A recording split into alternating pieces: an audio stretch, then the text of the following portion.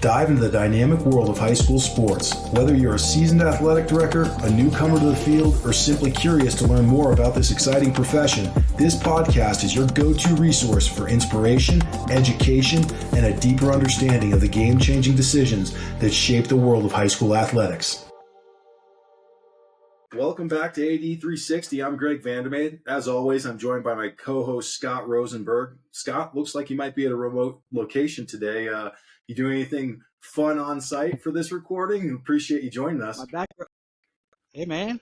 My background was getting famous, so I had to change it up to some vent above me in a coffee shop. Sorry. My daughter's in a school, and a musical for camp or something coming up, so just headed out close to there. But awesome. It's summertime. It's cool to be able to do all these different things. How about you?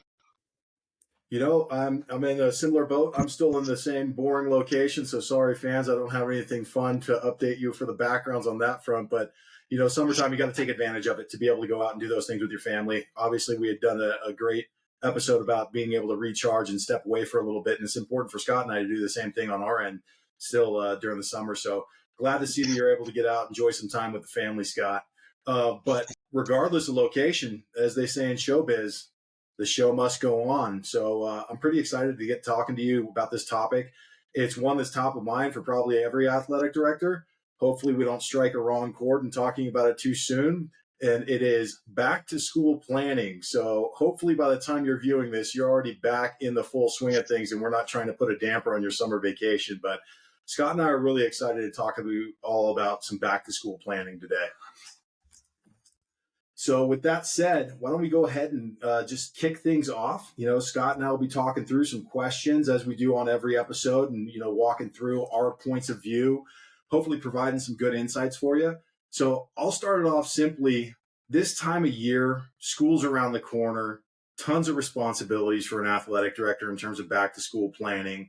What are some of your top of mind things? What is the typical responsibility of an AD as they begin planning back to school, Scott?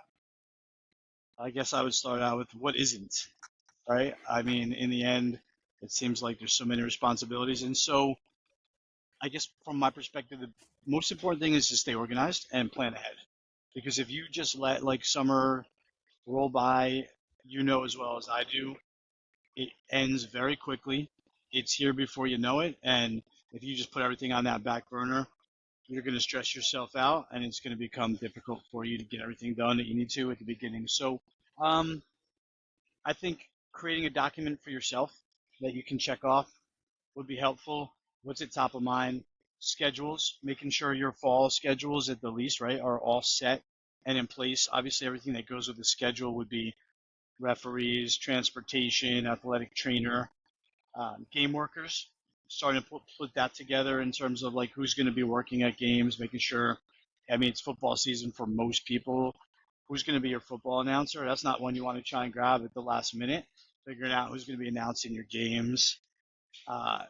Maybe the most important thing is athletic clearances at this time of the year. Making sure that kids can step onto the field when tryouts begin.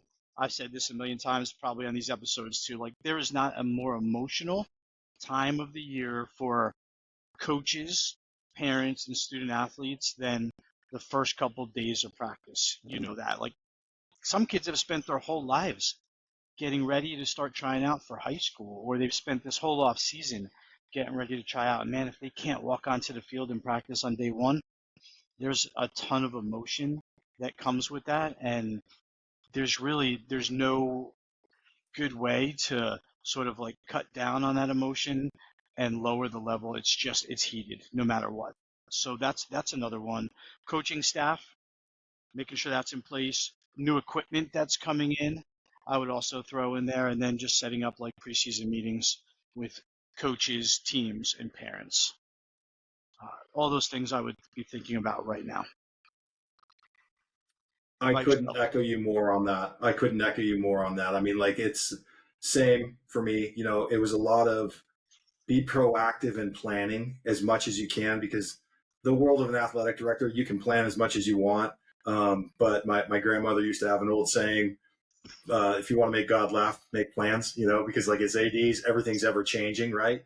But the most proactive you can be in ensuring that things are set up, communicating to your programs, communicating to your parents.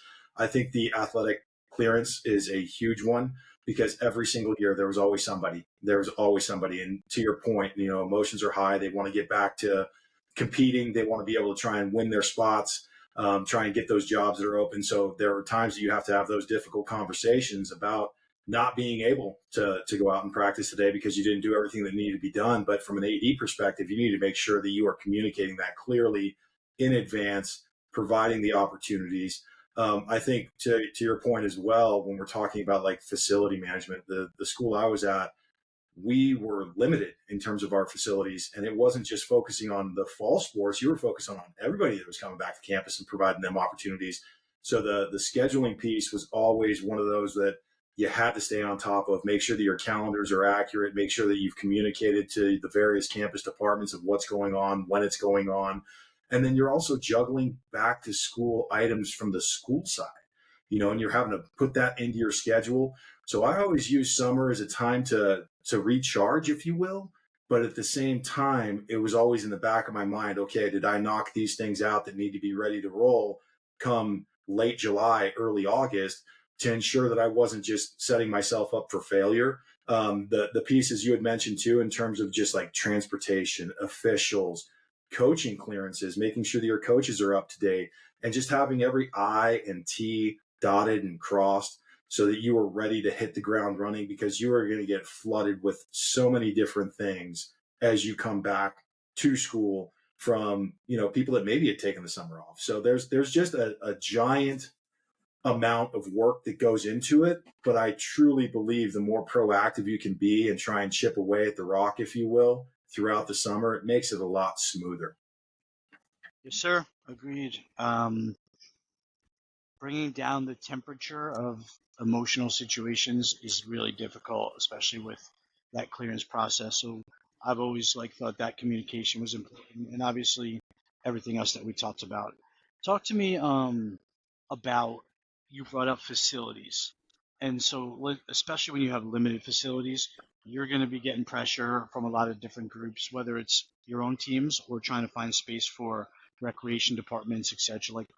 How do you prioritize that sports, every individual coach's needs? And by the way, I'll throw in trying to keep your athletic trainer in mind in all that, I think is important, because you can schedule and spread out a schedule throughout an entire day and have a schedule that starts at 7 a.m. and not get done until 8 or 9 p.m. But if you're expecting, let's say, your athletic trainer to be there during that 14-hour period, I'm not so sure that that's being fair to them. No, and I think that those are great points, and it's a good question to ask, because the prioritization of the facility scheduling, that's a big piece of it, right? And one of the things that I did was I always had open lines of communication. I was very transparent with all of our sport coaches, and I would jokingly and lovingly tell them at the same time, there are going to be times of the year that you love me, and there's going to be times of the year that you hate me when it comes down to facility scheduling. But I am going to be the same guy across the board for all sports, ensuring that there's equity there, so that all sports are able to have the same representation and ability to use the facilities. Really, what I kind of did was I looked at it as like in season, on deck, off season, right? And that was really my priority in terms of facility assignment. Like I would sit down with every coach prior to the school year starting, find out what their requests are, being completely honest with them, saying, hey, I'm going to do everything I can for you, but you need to realize where you're sitting right now in that ecosystem in terms of your season. So in-season sports would get the priority. Where I was at, that was always, we want stuff immediately after school, right? After that, then it became who's on deck, who's going to be up next season. So you're looking at your winter sports, being able to prioritize them to get them their facility utilization. And then the off-season sports, then you're fitting them in where you best can. And we were fortunate enough, just with we were a block schedule, and there was an athletic block built into it, which made it a little bit easier on my end, because then I at least had a 70-minute window a couple times a week where I could say, hey, you're either utilizing strength and conditioning or you're going to your various venues, assuming that they're on site, obviously, and being able to utilize that time for practices for those off-season teams or those teams that are about to be going in season. but it was making sure that we were giving the right priorities to those sports that were in season, providing them the best opportunity to have those practice times. And the difficult piece was one that you had mentioned, was the athletic training piece, because you want to be able to have somebody available at all times. That's where it comes back to ensuring that your coaches are also, emergency response ready and CPR first aid certified, and that they can handle things if they're going to have to do something, because an athletic trainer can't be available 24 hours a day. And making sure that you have those emergency action plans in place and communicating to those coaches, hey, you will or will not have athletic training coverage based upon the time that you're going. So it was always a unique time of year of setting those schedules. And then you would just redo it again when it came to winter, and you'd do it again when it came to spring. It was just a revolving door. But the communication piece to the coaches and letting them know, like, hey, I'm not ignoring you. I'm just letting you know where we sit in this current time of year. I was fortunate to have the lion's share of my coaches being very understanding of that. Of course, you always have your outliers that'll come in and be like, well, I just want after school every day from August until June, make it happen, right? So definitely a communication piece and doing the best you can with what you have. Yeah. I mean, right on. I think two things I would comment on here. One is when I listened to you and the fact that you had an athletic block of time, and things like, or even that you had to accommodate for off-season coaches. It speaks to how different it is across the country based on number one, like what state you're in. Number two, are you in a public or a private school? Number three, what do your facilities look like? Like New Jersey, our coaches really couldn't coach in the off season. There was very little of that except for the open summer season, so I didn't have to worry about providing them space. California, you did. Athletic Yeah. block, like talk to me, man. Like let me get that in place in all the schools that I know of. That would be simply amazing, but probably not realistic in a whole bunch of places. So it's so different. Um, and two, you said it right at the very end of it. It was literally the tip of my tongue. And it's like you've got these varying expectations from coaches. And I think as an athletic director, it's not going to happen immediately, but as you get sort of like your feet wet, more tenure in a place, you've got to start making sure that the coaches that you bring in have the holistic perspective of the athletic department. If a coach comes into you and says, hey, I'm the coach of this sport and we're the most important in this school and we're the most this, those are the people, from my perspective, that they may be amazing, but it's hard to have them in longevity with those kind of people. And I think it hurts the culture of the entire athletic department. So those are the kind of people, honestly, I would try and steer away from my department and get rid of them at some point. It just doesn't work, especially at, I guess, maybe some of the smaller schools, but it makes it that much harder.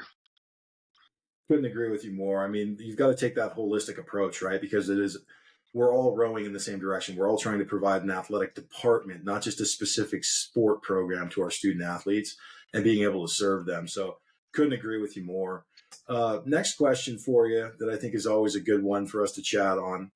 How do athletic directors engage with not only just coaches, but teachers, parents, really to ensure that everybody's on the same page, from a communication standpoint, and ensuring that they know, and essentially expectation setting.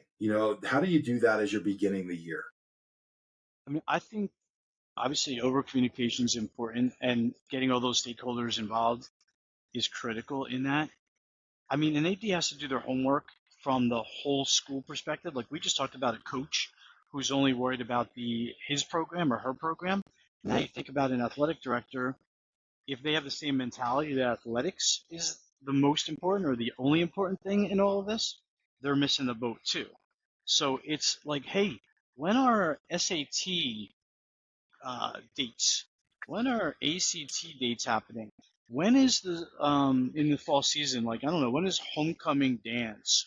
When is a school fall drama? Like understanding the big picture of everything that's going on is important because those things may be important to your student athletes and or their parents as well. If you're not thinking about them in the process, then you're missing the boat, and it's going to come back to haunt you. I would say in the end. So one, like the calendar piece of this and communicating that calendar piece of this to everybody is like really important. Your coaches should know when SAT dates, ACT dates are, so that they're trying to not necessarily plan their practices around that. Hey, let's think about senior nights, right? Like we got to make sure that our senior nights aren't in conflict with another big event going on in the building. Like you're never going to hear the end of it, and rightfully so, from a parent of a senior who wants to be at their kid's senior night, and at the same time, there's I don't know, back to school night or parent teacher conferences or there are other kids in the school play. Like it's it's not going to go over well. So getting that in place, communicating that's important. And then I would say like I would highly recommend preseason meetings. And sitting down with your coaches is one of those type of preseason meetings and outlining all this with them. And then the other type of meeting I would say is the parent meeting that can take place many different ways. I love the model of one general, let's say fall season parent meeting, and then breaking it down by sport. So, hey, we're going to meet in a space that accommodates all the parents of all the teams for the fall season. I'm going to give you my general athletic department outline, like the information that they need to know from the athletic department, how to register your kids for sports, how to send in a note for transportation purposes. But then let's get you to break out into different classrooms or wherever it might be. And now I want you to meet with your specific coaching staff to go over team rules and team specific items. I think those go a long way. And I would even recommend, like, if you have the capabilities, doing a Zoom and recording it, let people chime in from the outside. I mean, we did that during the pandemic, right? We found a way to get everybody involved. And summertime, not everybody can be there.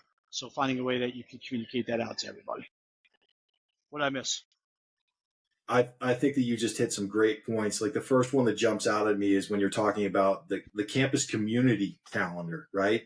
Ensuring that coaches, parents, student athletes alike are aware, because where I was at, when you talked about like performing arts, that's something that jumped out at me, was making sure that if we had an event that was taking place and it was another department's event and we were going to have, limitations, whether it be parking or security or just facility use, and being able to juggle all of those things, the campus calendar has to be something that you're really working things around and communicating to those various sport programs as well as their parents, so they understand, like, hey, this date we're not going to practice because X, Y, or Z, and ensuring that. And I also think that that goes a long way for your colleagues on campus, because it shows that you're paying mind to what they're doing.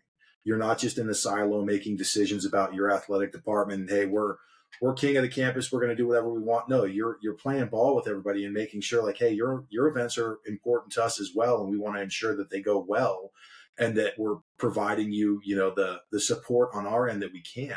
So I think that's a big one. Other one that I really liked, and it was something that we did as well, was those preseason kickoff meetings.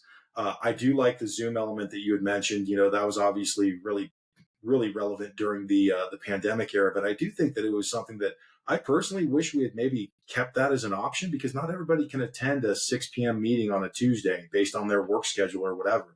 And you're providing them the ability to Zoom in and maybe see it, and you're recording it for those that miss it, where you can really put expectations out there, make sure that everybody understands what's going to be taking place.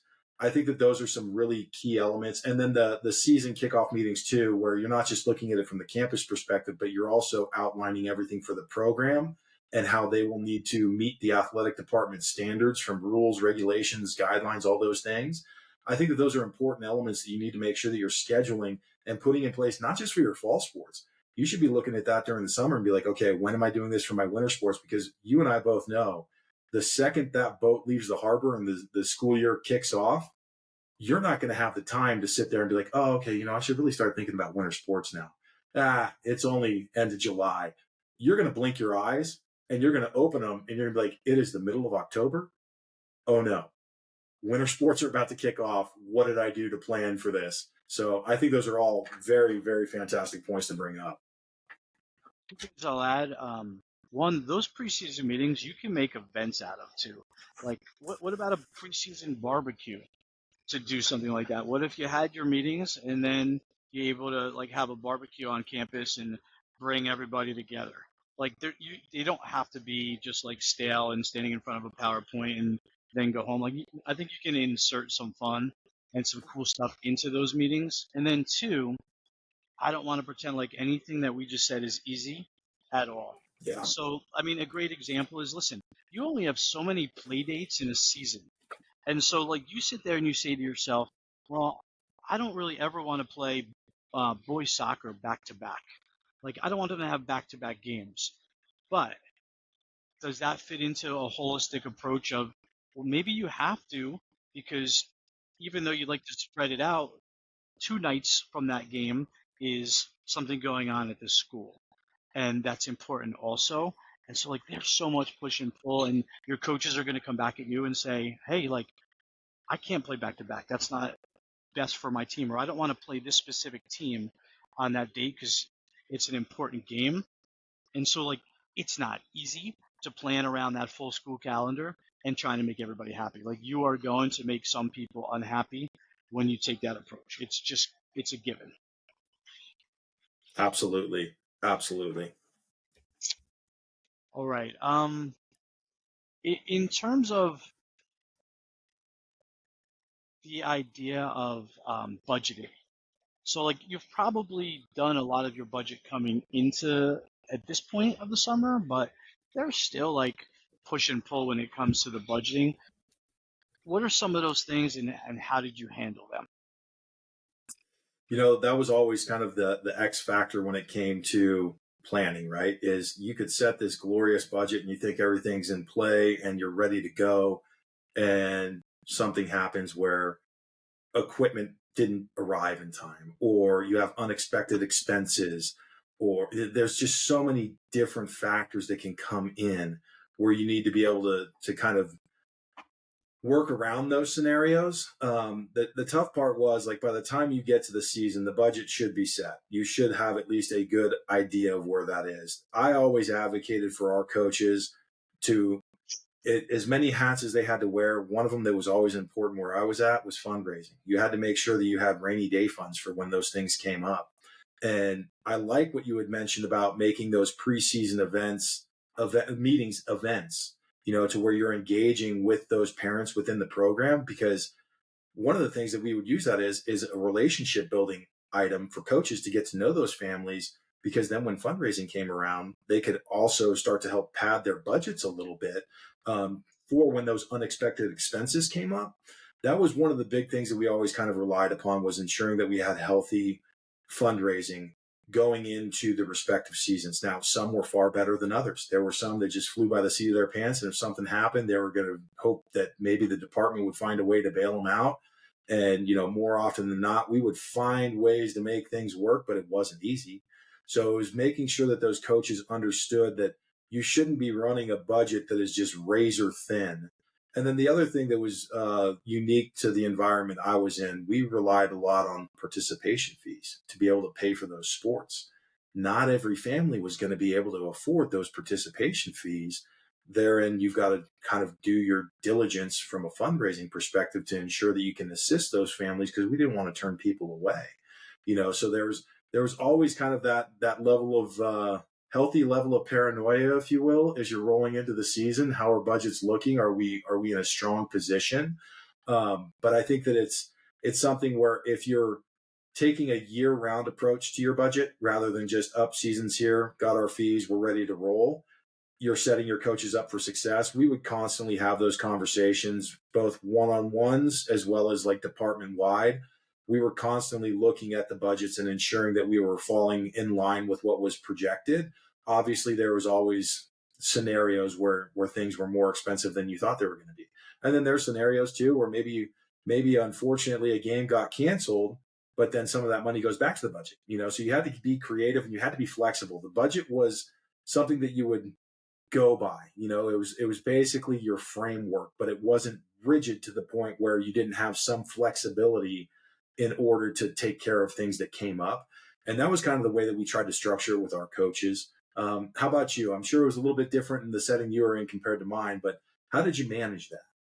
Well, one thing I'll say that I appreciate you mentioned was like that not every family can afford sometimes if there's participation fees. And like, I'm just such a huge believer, education-based athletics, there should never be a situation where somebody can't participate because their family can't afford it. Man, like, there's enough of that in club sports in Yeah. our society right now where people get shut out, but raising that money to scholarship kids, if you want to call it that, so that they can participate in education-based athletics. Can't think of too many things more important than that.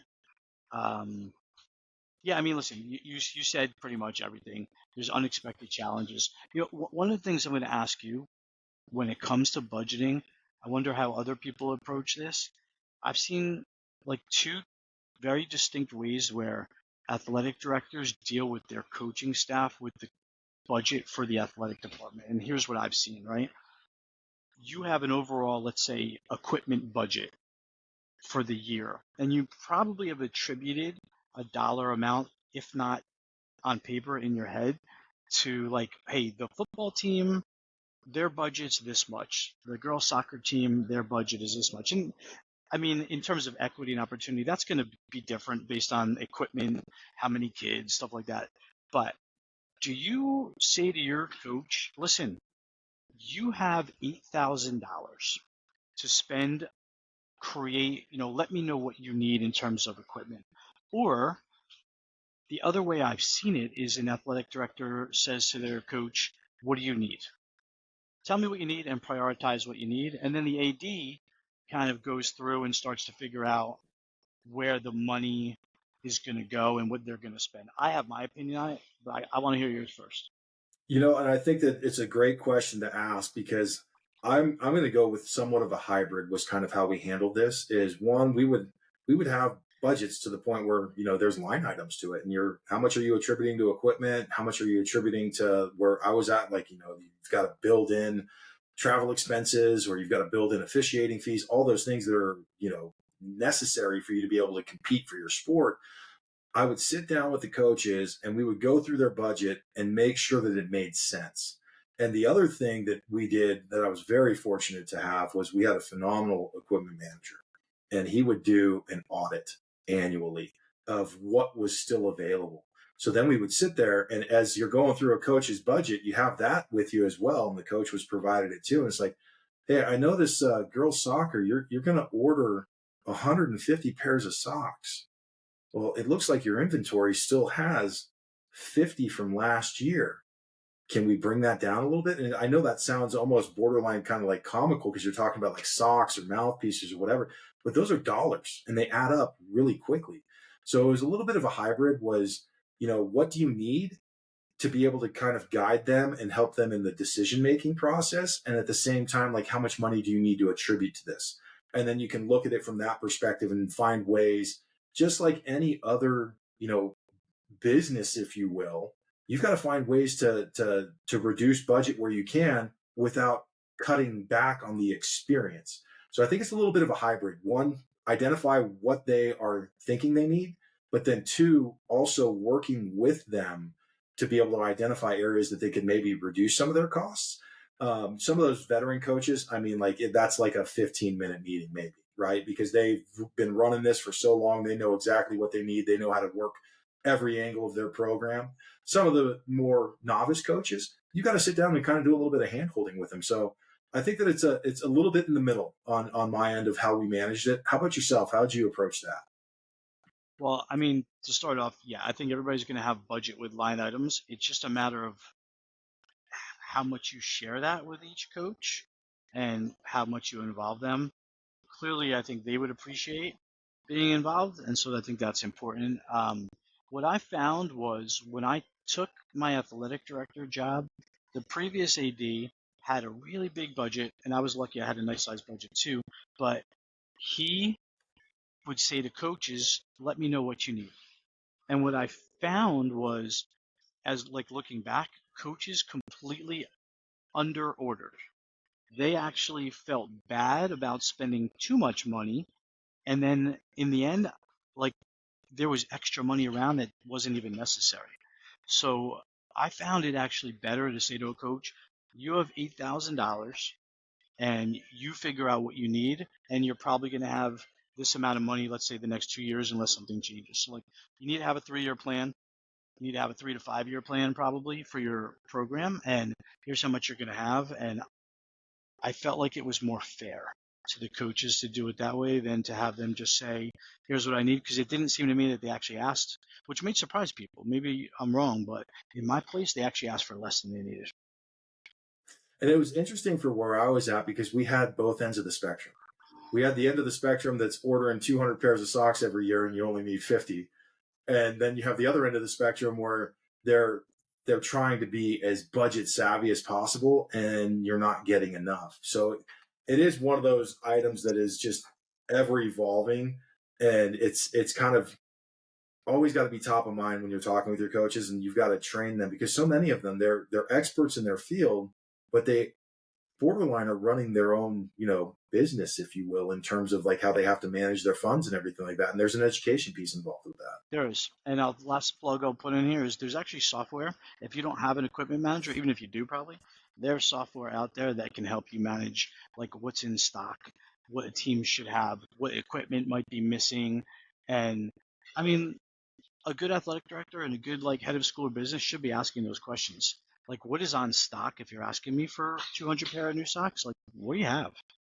And should I be approving this if you already have that equipment in place? Completely agree with you there. Like leverage the technology that's available to you to try and make your life a little bit easier.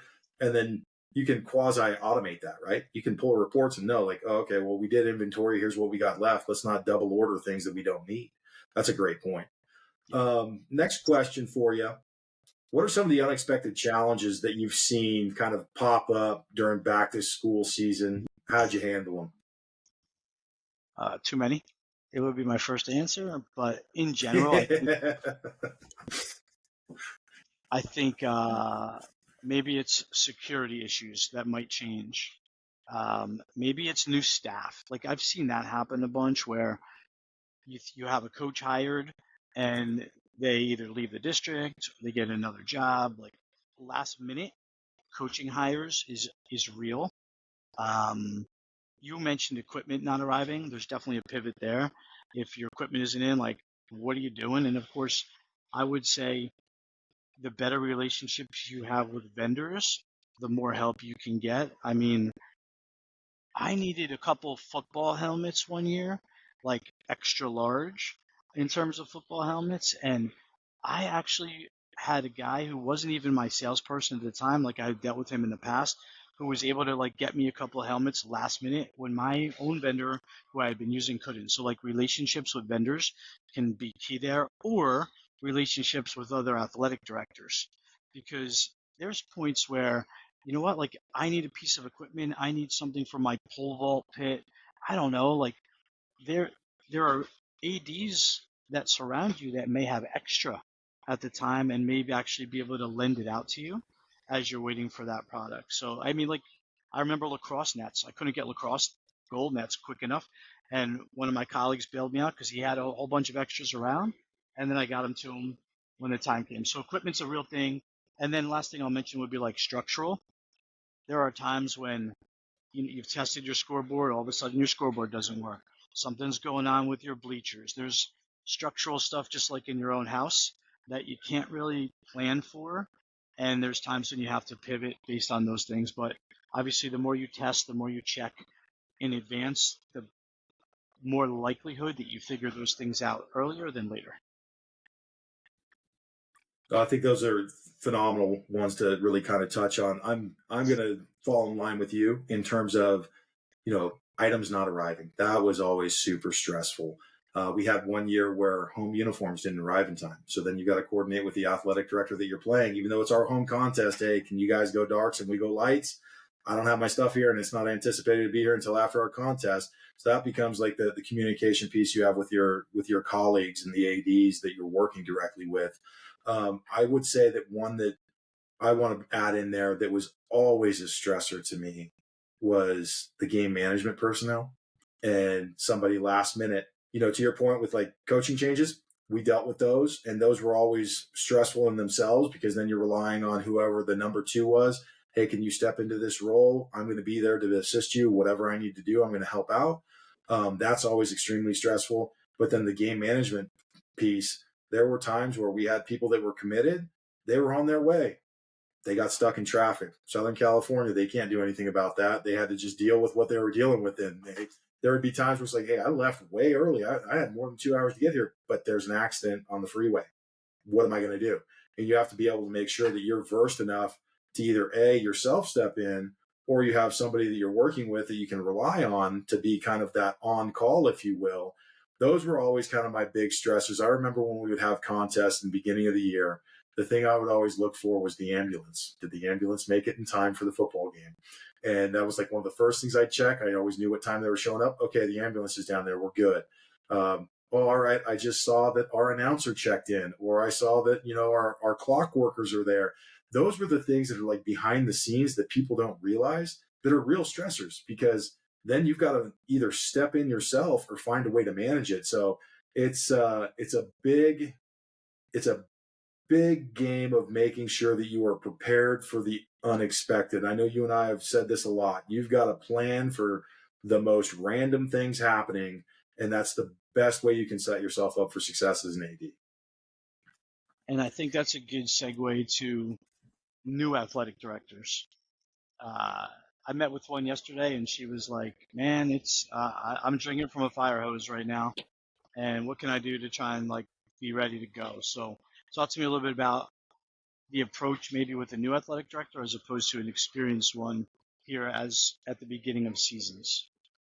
Like from a new AD perspective, the biggest piece of advice that I would always say is build relationships. Identify the people you need to build relationships, whether that's within the sport programs themselves. And I'm not just talking about the staffs. I'm talking about, the boosters that are assisting, because they can lend a helping hand when needed. Working with your campus community and the various departments and getting to build relationships there, because maybe you can do them a favor by moving a practice to make their event more easily manageable. And on the flip side, they can help you out when maybe you're down a body. Hey, can you help me out? I just need you to be a ticket redeemer tonight or something like that. You can start to call in favors when you build those relationships. Second, for new ADs, obviously we've spoken at length about pre-planning and ensuring that you have everything lined up, not only just from a calendar perspective, your budgets, your equipment, everything that is a part of those sport programs that is going to be necessary. Do your best to make sure that you have everything lined up for you to be successful, but also have a plan in place for when the unexpected happens. Equipment didn't arrive in time. Hey, did you build a relationship with that other vendor? Did you build a relationship with your existing vendor? And making sure that you have the personnel that you can reach out to for help, because as an AD, you're not doing this alone. There is a entire army behind you that is willing to assist you, but you've got to get to know them. You've got to build those relationships, because then they have a level of trust and they see the vision of what you're trying to accomplish for those student athletes. And once you've got that in place, you have some people that can assist you. So that would be what I would say for the new ADs.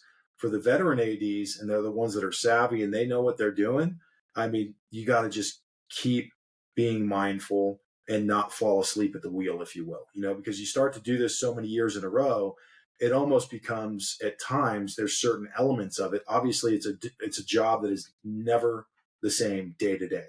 There are elements, though, that almost kind of feel like, oh, it's a rinse and repeat. This is what I did last year. I'm going to do that again. Double check that. Double check to make sure, hey, this is my game management personnel. They'll be there. Did you contact them to ensure that they're signed up for this? Do you have all of your medical clearances done with the athletic training department?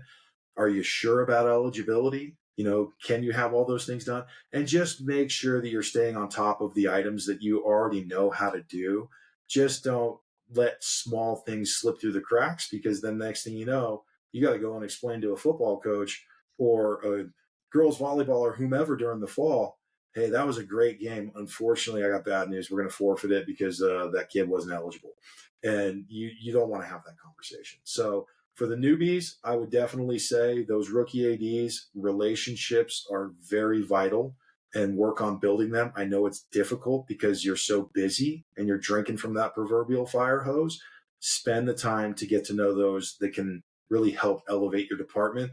And for the veterans, hey, you know what you're doing. People don't need to tell you how to do your job. Just stay on top of it like you do year after year. What about you, Scott?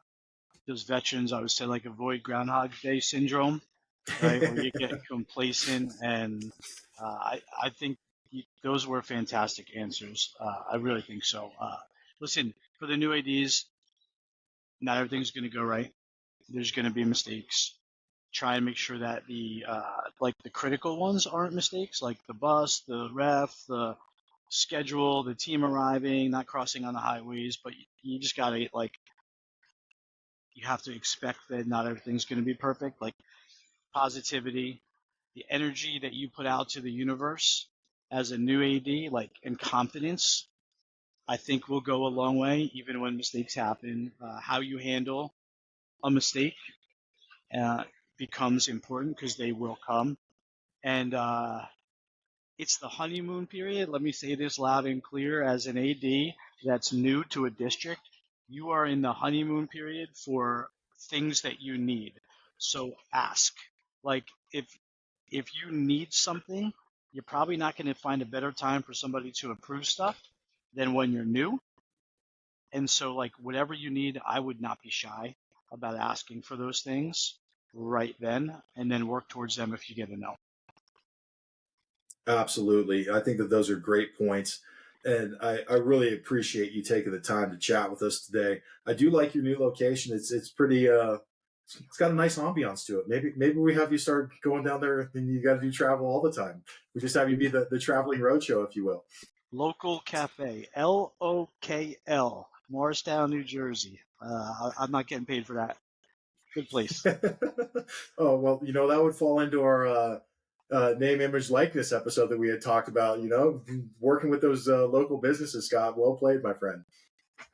Thanks, man. Listen, enjoy what time is left in the summer to everybody out there. I also think that we're going to have a preseason meeting template available for ADs. We have one. We're just going to clean it up a little bit. And if somebody is, again, looking to not reinvent the wheel, grab our template.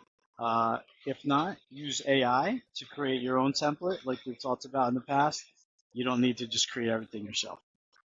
Fantastic. As always, Scott, really appreciate you joining me today. It's always fun chatting with you. That's going to be a wrap for this episode. We appreciate you all joining us today and listening into what we had to say as it relates to back to school. With the school year right around the corner, I think we're hoping that you all have a great start to the school year and that you do enjoy the fleeting moments of summer that are left. I'm sure some of you are already back in the full swing of things. So really appreciate it. I had fun today, Scott. How about you? Always. Thanks, man. Fantastic. Well, in closing, if you liked what you heard today, stay tuned for future episodes. Make sure you follow us on Spotify, Apple Podcasts, or wherever you're viewing or listening your podcast from. We don't want you to miss any new episodes. So in closing, from AD 360, I'm Greg Vandermade. Scott Rosenberg. Thanks, everyone. Until next time, everyone. Thank you.